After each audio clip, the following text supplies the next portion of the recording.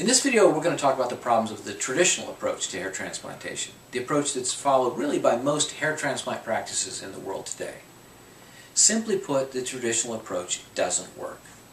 It's based upon a formula, a concept of one size fits all, where all patients end up getting basically the same transplant. Well, no two people are alike. So this is going to result in a very unnatural appearance in many cases. We at Samson looked at this problem very differently. We said since no two people are alike, we need to customize an approach to that individual.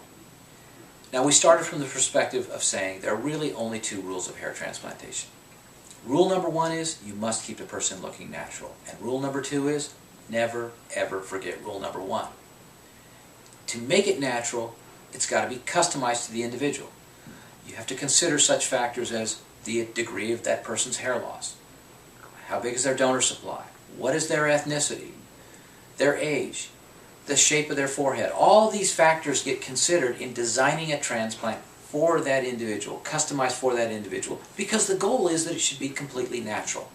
Now, by natural we mean a professional hairstylist looking at that transplant a year after it's grown in should be able to look at that and never know it's been transplanted. That's possible today. That's what we do at Samson.